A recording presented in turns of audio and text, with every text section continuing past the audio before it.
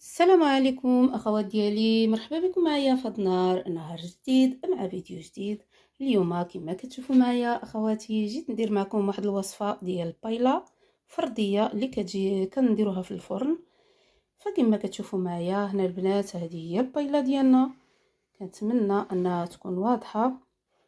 فإلا بغيتوا تشوفوا معايا الوصفه وطريقه التحضير كيفاش درنا لهاد البايلا هذه، فتبعوا معايا الفيديو حتى للنهايه باش تشوفوا كيفاش درنا لهاد البايلا هذه اللي صوبنا في الفرن. فكنتمنى انها تكون تنال الاعجاب ديالكم. وبسم الله على بركه الله غادي نبداو في المقادير وفي الوصفه ديالنا. وهانتوما معايا ما تمشيو فين، تبعوني حتى لاخر الفيديو باش تعرفوا المراحل اللي دزت منها هاد البايله هذه باش جاتنا على هاد الشكل هذا. بسم الله على بركه الله اخوات ديالي، غادي نبداو ان شاء الله الوصفه ديالنا ديال البايله اللي غادي ندخلوا الفرن.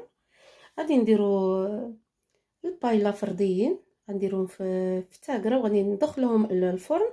فكما كتشوفوا معايا انا المقادير ان شاء الله.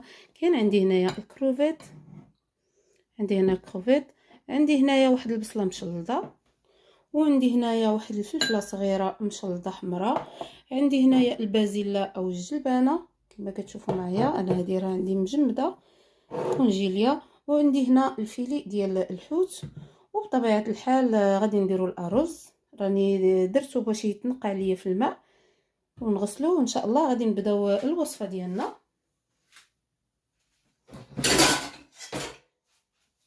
هنا الاخوات ديالي، هنا غادي نبداو الوصفه ديالنا. غادي ناخذوا واحد المقلاة وغادي نضيفوا هذا البصل، وغادي نضيفوا هذا الفلفل الاحمر، واللي بغى يدير فلفل الوان يديرهم. غادي ناخذوا الزيت المائده، واللي بغى يدير زيت الزيتون يديرها البنات. انا غادي ندير غير واحد شويه ديال زيت الزيتون، ما غاديش ندير بزاف، ندير شويه زيت الزيتون. وغادي ناخذوا هذا البصل هذا باش يتشحر لينا.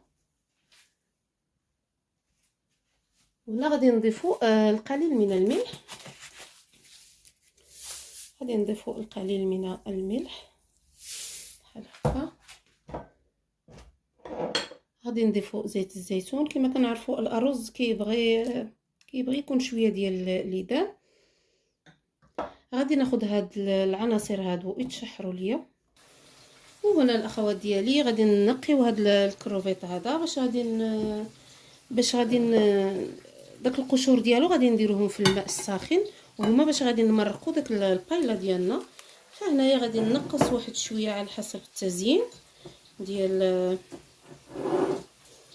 البايلا ديالنا.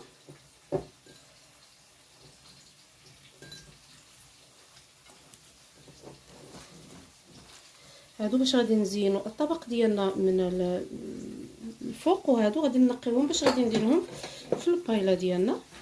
فهنا غادي نديروا هاد الطريقه هذه البنات. اللي ما كيعرفش ينقي الكروفيت فهذه هي الطريقه. كنبركو هنايا في هاد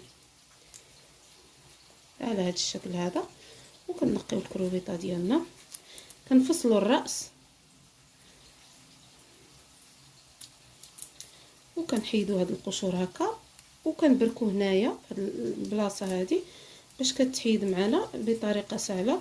وهنا البنات عاد كنرجعوا باش كنغسلوه الا كان فيهم واحد الخويطات هنا بالكحل كنحيدوهم. فدائما كنحيدوا هاد القشور هذه اللي كتكون قدام ونبركو بحال هكا. فهذا هو التنظيف ديال الجمبري او القمرون او الكروفيت، كل واحد اشنو كيسميه. هنا ضروري كنحيدوا هذا واحد الخويط كيكون هنا من بعد ملي غادي نغسلوه، لان كيكون فيه داك الاتربه.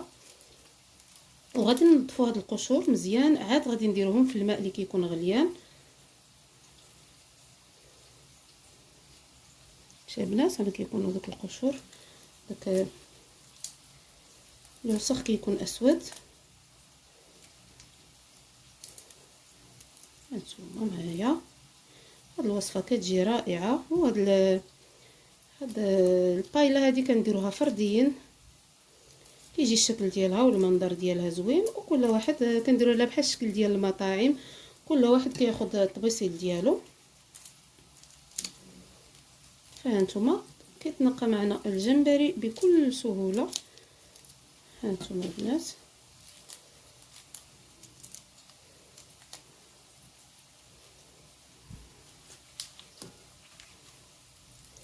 فهذا جمبري اللي كيكون فريسكو ماشي في المجمد.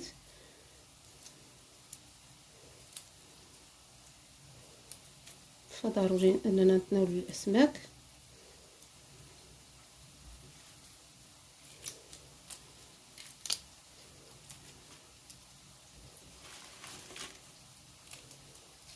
فقلت غندير اليوم هذه الوصفه، قلت علاش لا انني نشاركها مع البنات. واخا راني دايره البايلا دايراها، ولكن دايره بايلا اللي كتكون كبيره. فدابا قررت انني غنديرها بايلا فرديا، والبايلا الاخرى ما دايرش فيها البازلاء او الجلبانه، فهذه غنديروا فيها البازلاء.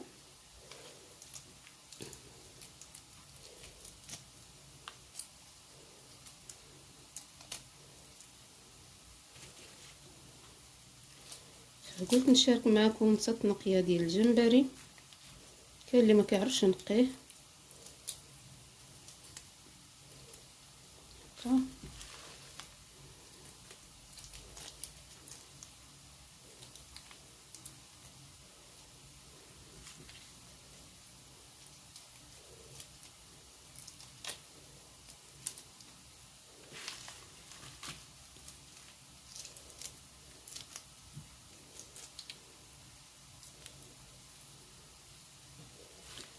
غادي نكمل الجمبري ديالي ونديكم معايا البنات باش نشوفوا الفلفل. هنا الاخوات ديالي كناخذوا هذه الفلفله وهذا البصل كما كتشوفوا معايا هنايا، رانا درناهم كيتشحروا. فهنا عندنا دابا السمك الجمبري، وعندنا هنايا الفيلي ديال. هنا الاخوات ديالي عندي هنايا واحد 4 فصوص ديال الثوم مع البقدونس، فغادي نطحنهم باش نرجعوا نكملوا التتمه ديال هذه الوصفه هذه. وهنايا عندي قشور ديال الجمبري درتهم مع الماء باش يطبخوا، باش يعطيونا داك البويون او ديك الصلصه المرق، باش غادي نمرقوا هاد البايله ديالنا. وهنايا كما كتشوفوا معايا هذا هو الجمبري اللي غادي ندير، وهنايا هذا الفيلي ديال السمك هما اللي غادي نضيفو. دابا نطحن نرجع معكم. هنا الاخوات ديالي من بعد ما طحنا هذا البقدونس مع الثوم، فغادي نضيفوه لهذا الفلفل والبصل. فانا هنا طفيت عليهم لانه مازال ما وجدش.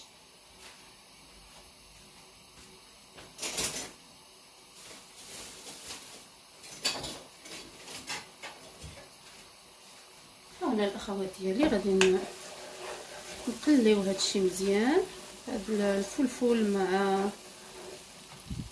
قلبوا شويه باش تشوفوا معايا.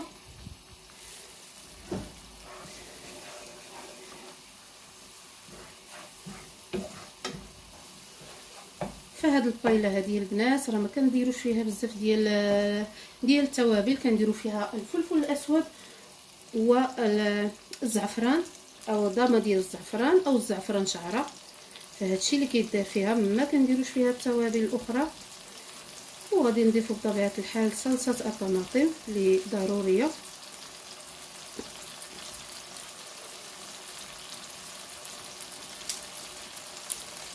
هنا غادي نديروا هاد الضويمه ديال الزعفران او الزعفران شعره، كل واحد يدير داكشي اللي موجود عنده. وهنا الارز كيكون عندنا هنا غسلناه ونقعناه شويه الماء، فانا غادي ندير هذا الارز هذا اللي كيسموه الناس الارز المصري، بحال داك المكور، ما غاديش ندير الاخر داك اللي عنده حبه طويله.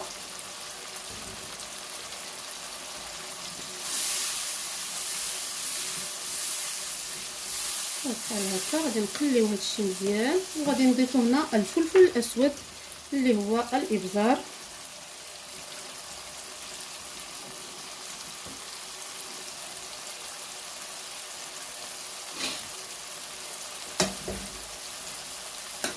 هنا الجمبري ديالنا او قشور الجمبري راه طابت لينا. هنا غادي نضيفو الفلفل الاسود، ندير واحد نصف ملعقه صغيره من الفلفل الاسود.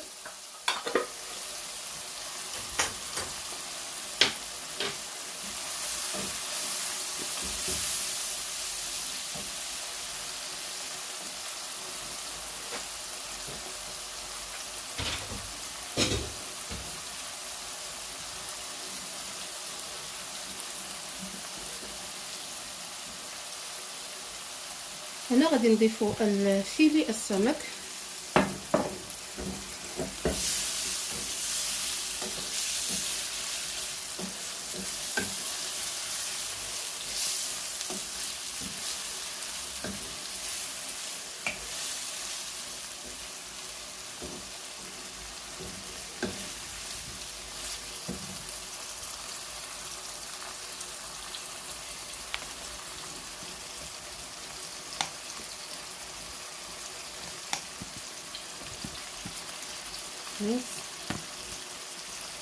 هكا باش تشوفوا مزيان معايا.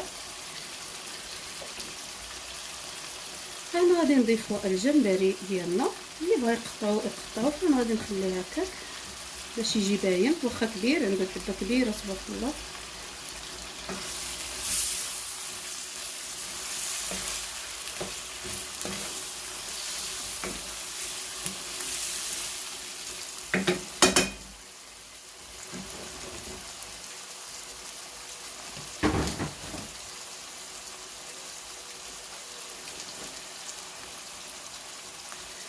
هنا غادي نضيفو الارز ديالنا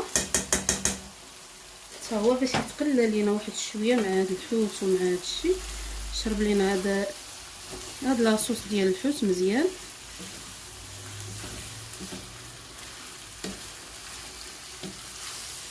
نشحروا واحد شويه مزيان يتشحر لينا. الا جربتوا هاد البايله البنات راه كتجي رائعه وكتجي غزاله.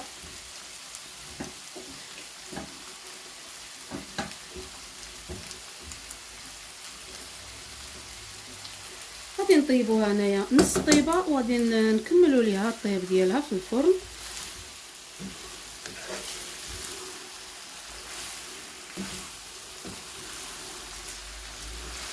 فهنا ضروري هذه المرحله نديروها للارز باش ما كيجيناش داك الرز معجن، كيجينا مقلي مزيان.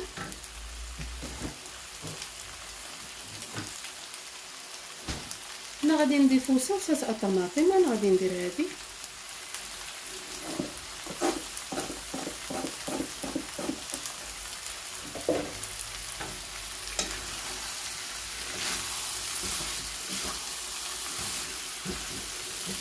واللي بغى يدير صدر الدجاج، اللي بغى يدير بقيه ديال شي جنيوحات ديال الدجاج او شي حاجه بحال هكا يضيفها.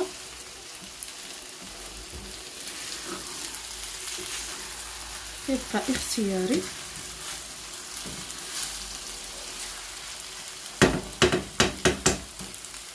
ضروري من هذه المرحله البنات ديال القلي باش نقليو هذا الرز مزيان باش يعطينا نتيجه رائعه في الطايله ديالنا.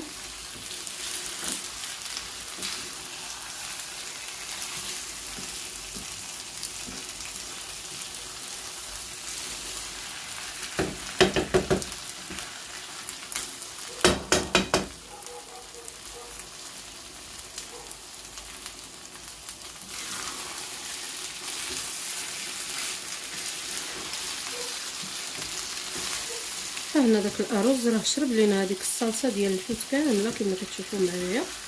دابا ان شاء الله غادي نديرو داك المرق ديال الجمبري، قشور الجمبري، باش كيعطينا واحد الطعم وواحد النكهه رائعه في هاد البايله ديالنا. هنا غادي ناخذو غادي نصفيو بحال هكا،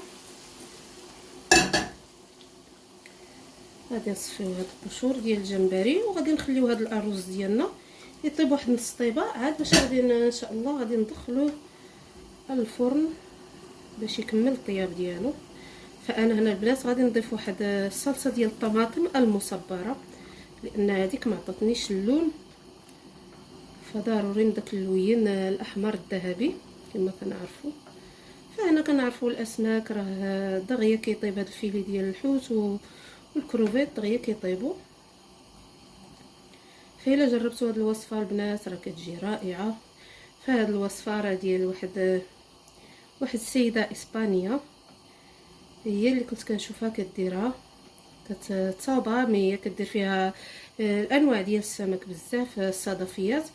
فانا هذه غادي نديرها غير هكا عاديه بداكشي اللي متوفر عندنا في البيت، ما غاديش نمشيو نجيبو شي حاجه اكثر من الدقه. فنحد الفيلي كاين، هذا كاين، قلت غادي نغتنم الفرصه وندير نديرو هاد البايلات فرديين. فدائما كنضيفو الملح. هنا الاخوات ديالي غادي نزيدو ديك البازيلا او الجلبانه اللي درنا، وغادي ناخذ هنايا واحد الملعقه كبيره من صلصه الطماطم او صلصه المصفره، لان الاخرى خفيفه ما عطاتنيش داك اللون باش تجيني البايله ديالي ذهبيه. فغادي نخلط هاد العناصر كاملين، وغادي نخلي الروز ديالي غير يدير واحد نص طيبه على ما يشرب ليا هذا الماء هذا اللي فيه. وغادي نردو في دوك التاكرات او هانتوما غادي تشوفوا معايا البنات اللي ما غاديش يعرف اشنو هي تاكرا. هما واحد الطواجين ديال الطين، هما اللي غادي ندخلوا فيهم هذه الوصفه ديالنا باش تكمل الطياب في الفرن.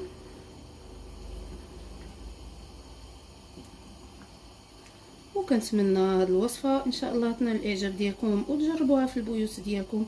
فهنا البنات اي اسماك عندكم، ماشي ضروري انكم ديروا السمك اللي درت، اي اسماك تقدروا انكم ديروا بهم هذا البايلا او غير بالدجاج او اي حاجه. نتلاقاو باش نشوفوا الارز ديالنا فاش نبغيو ندخلوا الفرن. هنا الاخوات ديالي من بعد ما كيتنشف لينا داك الارز كما كتشوفوا معنا، فهذه هي النتيجه اللي عطانا. هنا راه نشف لينا شويه وباقي خلينا فيه شويه ديال الصلصه باش يكمل الطياب ديالو في الفرن.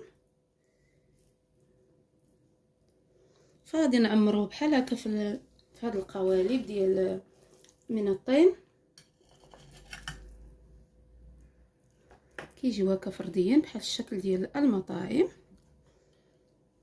هنا كنخليو شويه الارز ديالنا باقي فيه الصلصه باش يجينا زوين، ما يتحرق ليناش في الفرن ويطيب لينا مزيان.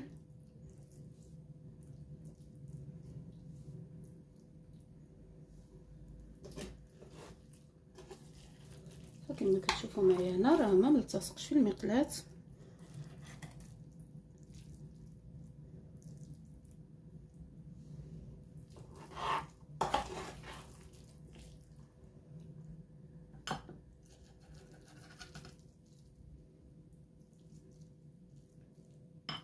وهذا الجمبري اللي بقى ليا ما غاديش ندخلو الفرن، غادي نخليه ندوزو شويه في الزيت، فنقليه واحد شويه وغادي نزين به القوالب ديالي باش نعطيهم واحد المنظر اللي كيجي رائع وكيجي زوين. فكنحاولوا اننا نوزعوا هذا السمك وهذا الارز على هذه القوالب مزيان. فهنا راه باقي فيه لاصوص، غادي نقصوا ليه في الفرن وغادي نخليوه يكمل الطياب ديالو على خاطرو.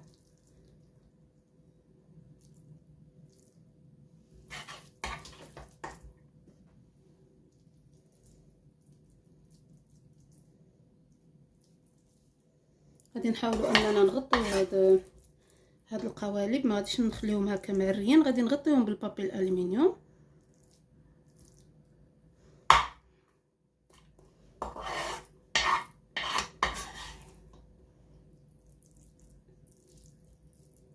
فهاد الشيطاني 6 ديال القوالب.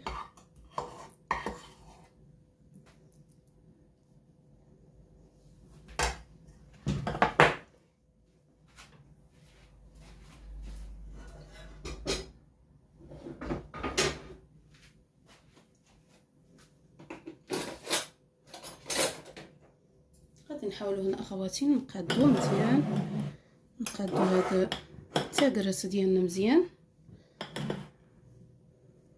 ونصاوبو فيهم هاد الحوت هكا يجي باين يجي زوين عاطي المنظر.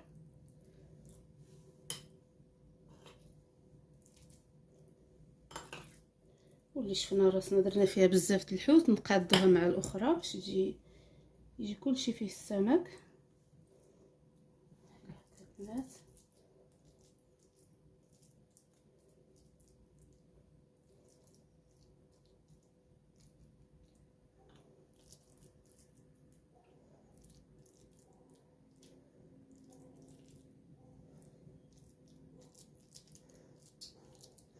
بحال هكا، وغادي نسدو عليهم وغادي ندخلوهم للفرن.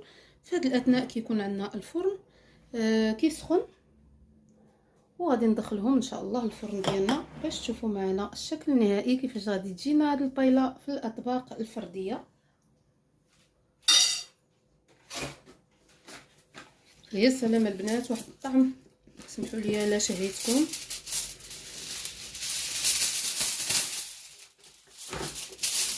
هنا غادي نحاولوا اننا ناخذوا البابي الالومنيوم وغادي نسدو التاكرات ديالنا مزيان بحال هكا، وغادي ندخلوهم في واحد الصفيحه اللي كتدخل الفرن او نحطوهم على الشبكه ديال، من الاحسن نديروهم في الصفيحه باش يدخلوا لنا يطيبوا لنا مزيان، باش ملي نبغيو نجبدوهم يكونوا ساهلين.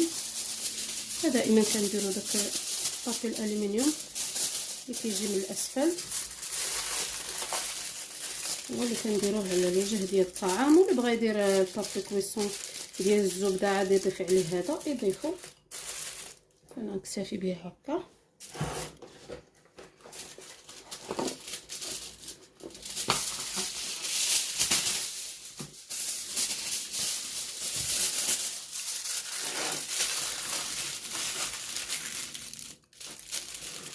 غادي نغطي بقيه الاطباق ديالي وندخلهم الفرن ونتلاقاو ان شاء الله باش نشوفوا الشكل النهائي ديال البايله ديالنا كيفاش جاتنا. ونتمنى انه يعجبكم هاد الاطباق اللي كنقدم معكم. هنا الاخوات ديالي كينتهي الشكل النهائي ديال البايله اللي صوبنا في الفرن، فكتجينا على هذا الشكل هذا. فانا زينتها على هذا الشكل هذا، فكنتمنى انها تنال اعجابكم وتشجعونا في هذه القناه بلي لايك وبارطاج. واللي عجبته الوصفه يبدا معنا الفيديو من الاول وما تمشيو فين، وغادي تشوفوا النتيجه اللي حصلنا عليها. كما كتشوفوا البنات راه كتجي واحد البايله اللي كتجي رائعه وكيجي كتجي ناشفه بهذه الطريقه هذه. الا تبعتوا هذه المراحل اللي درت معكم ديال هذه البايله فراه غادي تجيكم رائعه. فكما كتشوفوا معايا هنا البنات راه كتجي ناشفه وكتجي طايبه.